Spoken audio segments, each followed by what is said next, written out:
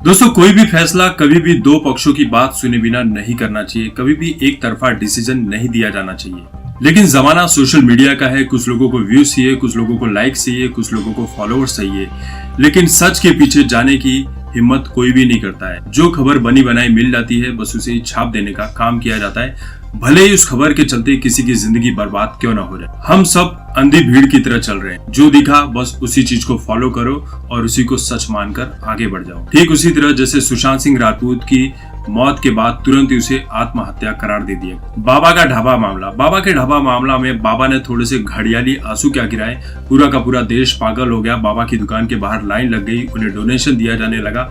लेकिन बाबा कितने बड़े चालबाज हैं, कितने बड़े स्वार्थी मौका परस्त निकले, ये बात हम सभी ने देख ली कि जिस इंसान ने बाबा की मदद की थी उसी का गला बाबा ने काट कर रख दिया। अब पिछले कई दिनों से एक खबर लगातार सोशल मीडिया पर, न्यूज मीडिया पर दिखाई जा रही है कि जोमेटो के एक डिलीवरी बॉय ने बेंगलुरु में एक लड़की के साथ मारपीट की, जिसके चलते उसकी नाक फूट गई और खून बहने लगा। उस लड़की ने वीडियो बनाया और सोशल मीडिया पर डाल दिया।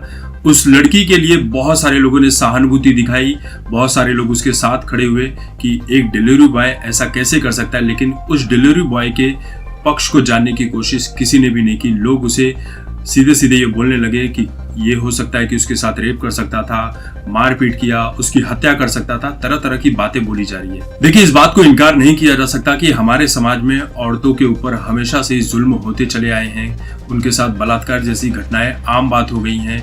कभी उनका कत्ल कर दिया जाता है, कभी उन्हें छेड़ा जाता है, उन्हें जलील किया जाता है, तरह तरह की बातें होती है। लेकिन इन सभी चीजों में अगर कुछ होती है तो सिर्फ राजनीति होती है, बाकी महिलाओं को इंसाफ मिल ही नहीं पाता। लेकिन कई मामले ऐसे भी हैं, लड़की है तो सच ही बोल रही होगी और लड़का है तो यकीन कर लो ये झूठ बोल रहा होगा।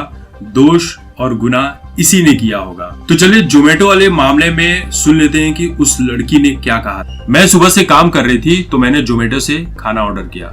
दोपहर 3:30 बजे के आसपास खाना ऑर्डर किया, जो कि 4:30 बजे तक डिलीवर होने वाला था और मुझे समय पर ऑर्डर नहीं मिला, इसलिए मैं जोमेटो कस्टमर केयर से बात करके ऑर्डर लेने से मना कर दिया। पर जब डिलीवरी बॉय घर आया तो मैंने दरवाजा हल्का सा खोला, क्योंकि घर में पालतू जानवर है तो उनकी वजह से मैंने पूरा दरवाजा नहीं खोला। मैंने उससे वेट करने को कहा क्योंकि मैं कस्टमर केयर एग्जीक्यूटिव से बात कर रही थी। फिर मैंने डिलीवरी बॉय को ऑफर दिया कि वो या तो वो ऑर्डर वापस ले जाए या फिर फ्री में दे जाए। इतने पर वो चिल्लाने लगा, कहने लगा, क्या मैं गुलाम हूँ तुम्हारा? तो अब यहाँ पर उस जोमेटो वाले लड़के की भी बात सुन लीजिए कि उसने क्या कहा। मैं जब उनके अपार्टमेंट के दरवाजे पर पहुंचा तो मैंने उन्हें उनका ऑर्डर दिया। मैं पेमेंट का इंतजार करने लगा क्योंकि उन्होंने कैश देने का ऑप्शन चुना था। ट्रैफिक और खराब सड़कों की वजह से ऑर्डर लेट हो गया था, इसके लिए मैंने उनसे माफी भी मांगी। लेकिन उन्होंने मुझसे बदतमीजी से बात की। उन्होंने पूछा, तुम लेट क्यों हो गए? मैंने माफी मांगते हुए कहा कि सड़कों पर कंस्ट्रक्शन वर्क चल रहा है, इसलिए रोड ब्लॉक्स लगे हुए हैं। लेकिन वो बार बार कहती रही कि ऑर्डर 45 से 50 मिनट के भीतर डिलीवर होना चाहिए। मुझे ये नौकरी करते हुए 2 साल से अधिक समय हो गया और ये पहली बार था जब मेरे साथ कुछ ऐसा हुआ हो। इसके बाद जब मैं लिफ्ट की तरफ जाने लगा तो महिला ने हिंदी में अपशब्द बोलना शुरू कर दिया। यहाँ पर अपशब्द मतलब गालियों से है। उन्होंने मेरे ऊपर अचानक से चप्पलें भी फेंकी और मुझे मारना शुरू कर दिया। मैंने अपने हाथ उठाकर खुद को बचाने की कोशिश की। अब उन्होंने मेरा हाथ हटाने का प्रयास किया तो धोखे से उनकी खुद की अंगूठी उनके ही नाक पर लग गई, जिससे खून निकलने लगा। कोई भी व्यक्ति जो उनकी चोट को देखेगा तो उसे पता चल जाएगा कि उन्हें मेरे मुक्के से घाव नहीं हुआ, ये घाव एक अंगूठी से हुआ है और मैं तो अंगूठी पहनता भी नहीं। अब देखिए, इस मामले में जो जोमेटो के फाउंडर है दीपेंद्र गोयल, उन्होंने ये कहा है कि हम उस लड़की और उस डिलीवरी बॉय दोनों की ही मदद कर रहे हैं, उस लड़की के इलाज का खर्चा उठा रहे हैं और हमारी तरफ से पुलिस को जो भी जांच प्रक्रिया में मदद चाहिए उसे हम प्रोवाइड कर रहे हैं। यानी ये जांच निष्पक्ष होनी चाहिए और सच सामने आना चाहिए। यहाँ तक कि जोमेटो के जो फाउंडर हैं दीपेंद्र गोयल, उन्होंने ये भी कहा है कि प्रोटोकॉल के तहत कामराज को अस्थायी तौर पर सस्पेंड कर दिया गया है, लेकिन उनकी पेमेंट और लीगल चार्ज पर जो भी खर्च आ रहा है, यानी उनकी कानूनी कार्रवाई पर जो भी खर्च आ रहा है, उसको भी हम देख रहे हैं। गोयल का ये भी कहना है कि कामराज पिछले 26 महीनों से हमारे साथ जुड़े हुए हैं, जोमेटो की डिलीवरी कर रहे हैं और उन्हें सबसे ज्यादा 4.75 की ओवरऑल रेटिंग मिली है, जो हमारे हिसाब से बहुत ज्यादा है। उन्होंने अब तक 5000 से भी ज्यादा डिलीवरी की हुई। अब देखिए, सच जो भी होगा वो बाहर आना चाहिए। अगर लड़की के साथ गलत हुआ तो उसे भी इंसाफ मिलना चाहिए और लड़के के साथ गलत हुआ तो उसे भी इंसाफ मिलना चाहिए।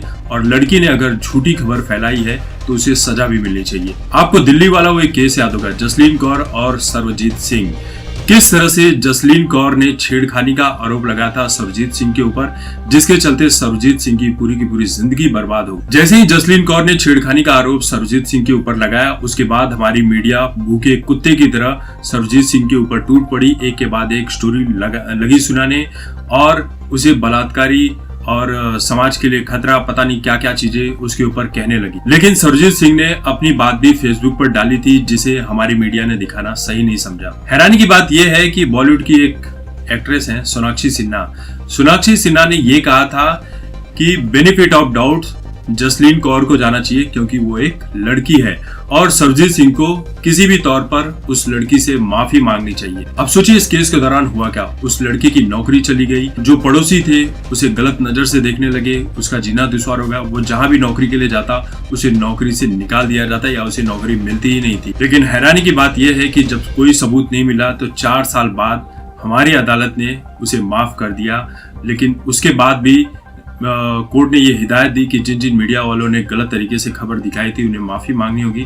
तो बहुत सारे ऐसे मीडिया वाले थे जिन्होंने लेटर लिखकर सरबजीत सिंह से माफी मांगी और सरबजीत सिंह ने अपना बड़ा दिल रखते हुए उन मीडिया वालों को माफ करते हुए ये कहा कि यह आपका काम है, आपको ये करना ही था, लेकिन मुझे कोई प्रॉब्लम नहीं। हमारे दिल्ली के जो मुख्यमंत्री हैं अरविंद केजरीवाल जी, उन्होंने उस लड़की को बहुत बहादुर बताते हुए कुछ इनाम की राशि भी प्रदान की, ठीक उसी तरह से जैसे निर्भया रेप आरोप में उस माइनर को उन्होंने 10,000 रुपए और सिलाई की मशीन भी देने का काम किया। यानी कि हमारे मुख्यमंत्री जो भी गलत काम होता है उसके साथ हमेशा खड़े हुए नजर आते हैं और बाद में माफी तक नहीं मांगते। एक खबर आपने और देखी होगी विष्णु तिवारी नाम के उस शख्स के बारे में जो 20 साल से एक झूठे रेप केस में सजा भुगत रहा था। यहाँ तक कि उसके ऊपर रेप के साथ एक SC और एक्टी का भी एक्ट लगाया था। अब इस केस में हुआ क्या था, बलात्कार के लिए 10 साल की सजा और SC और ST एक्ट के तहत उसे आजीवन कारावास की सजा दी गई थी। जब अदालत को इतने साल बाद पता चला कि वो बेगुनाह है तो उसे छोड़ दिया गया, लेकिन जब वो छूटा